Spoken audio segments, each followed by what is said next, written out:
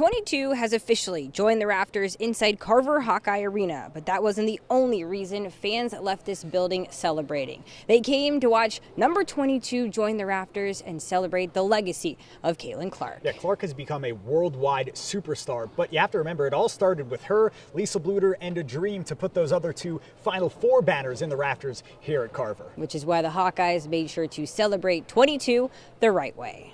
You could say Caitlin Clark's game day jitters were a little different when she walked into Carver Hawkeye Arena on Sunday. You kind of just have like those butterflies in your stomach when you like walk in here, not so much for a basketball game now, but obviously just to be around everybody and to enjoy this environment. This marked her first time back since she played for the Black and Gold.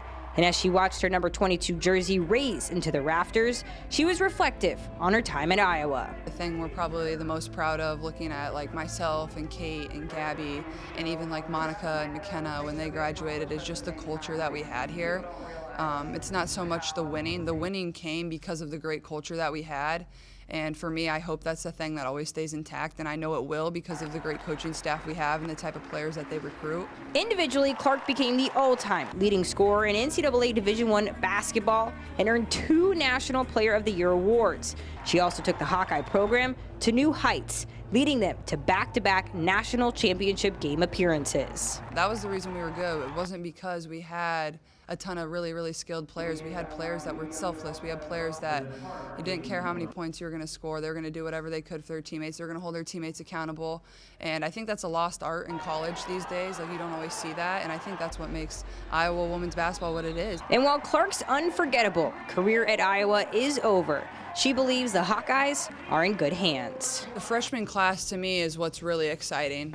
I think they've been ones you can tell they're freshmen. They're going to be inexperienced at times, but you learn through that and you grow through that. And, you know, really just proud of this coaching staff. I don't think people always at times give them the grace that they deserve. They've stayed resilient in the moments that have been kind of tough for them so far, but this program's in a really good spot. But the date 2/2/25 will be memorable for more ways than one. Yeah, as if Iowa fans needed this day to be even more perfect. Iowa bringing in number 4 USC, and they took it to the Trojans. Let's see how it all went down.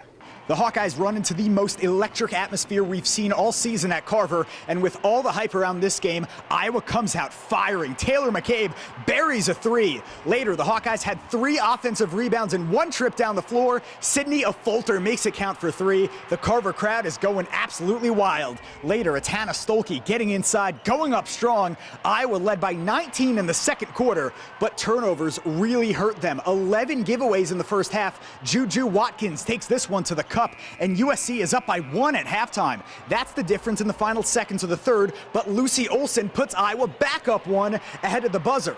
Fourth quarter, late in the shot clock, Addison O'Grady rips down a massive O board. That puts Iowa up by 4. Later, it's Olsen with the steal all the way to the rack. 2 of her game-high 28. It's a madhouse inside Carver. Hawks up by 7. Then O'Grady from the elbow. She had 12 of her 13 points in the second half. And in the final couple minutes, O'Grady passes to Olsen. The give and go through the foul. O'Grady and Olsen combined for 23 of Iowa's 25 fourth quarter points. And in front of the greatest to ever do it inside Carver, the Hawkeyes pull the massive upset inside Carver. It's a signature win for the Hawks. I'm glad today the shots were falling. I think in practice we've all been clicking a lot better. I think it just takes time sometimes. Today really showed us how good we can be, that we can win and we can stay in like any game with any team, that we're really good. And now we can fully believe it because we have a win against a really, really good team. And I'm just so happy for them because I just really love coaching them. I just couldn't, you know, as I've said before, I just really couldn't have a better group to started this particular era in. Now, Chelsea, Caitlin Clark is not going to be at every home game, unfortunately.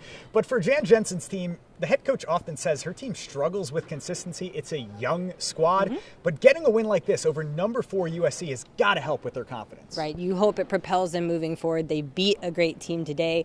Once you do that, you can do it again. Up next, the Hawkeyes will visit Minnesota on Thursday. Back to you in the studio.